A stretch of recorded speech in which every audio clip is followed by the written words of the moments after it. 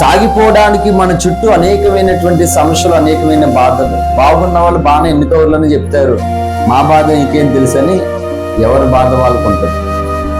హల్లెలూయా. అదే చెప్తున్నాను, నీ బాధ నా బాధ మనందరి బాధలు తీర్చడానికి వచ్చాడు ఆయన. ఏంటి, మనకి సమస్యలు ఉన్నాయి, బాధలు ఉన్నాయి, కష్టాలు ఉన్నాయి. ఏం చేయాలి చెప్పండి?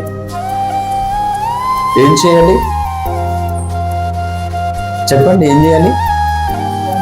దేవుని సన్నిధిలో గోజాడుతూ, ప్రభా నువ్వే నాకు దిక్కయ్యా అని బ్రతిమాలుకోవాలి.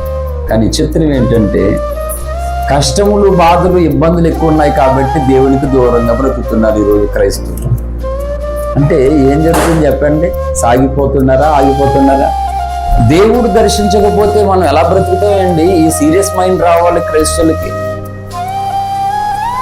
ఆయన దర్శించకపోతే, ఆయన మాట్లాడకపోతే నేను ఉండలేను, నేను బ్రతకలేనని బెంగ పెట్టుకోవాలి. అది ఏమీ లేదు అసలు. మోకాళ్ళేసి ఎన్ని రోజులు అయిపోయినా పర్లేదు, హ్యాపీ. వాక్యం వినకపోయినా ఎన్ని రోజులు అయిపోయినా పర్లేదు, హ్యాపీ. ప్రార్థన చేసుకోకపోయినా పర్లే, వాక్యం వినకపోయినా పర్లే, బైబిల్ చదవకపోయినా పర్లే. ఈ రోజు ఇది పరిస్థితి. ఇది లేకపోతే మాత్రం చచ్చిపోతాం.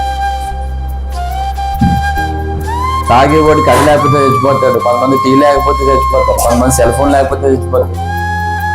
కానీ యేసయ్య లేకపోతే నేను చచ్చిపోతాను అనుకున్నవాడు కావాలి. హల్లెలూయా.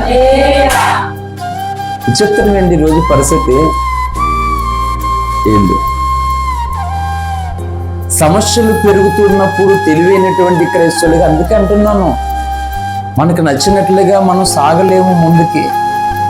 నీ సొంత అభిప్రాయాలతో, నీ సొంత ఆలోచనతో నువ్వు యాత్రలో కొనసాగలేవు ముందుకి. ఇది ఎప్పటికీ జరగదు, ఇంపాసిబుల్. ఇది తన ధనమును బట్టి కానీ, బలమును బట్టి కానీ, జ్ఞానాన్ని బట్టి కానీ యాత్రలో ఎవరు కూడా కొనసాగడం సాధ్యము కానే కాదు అసలు.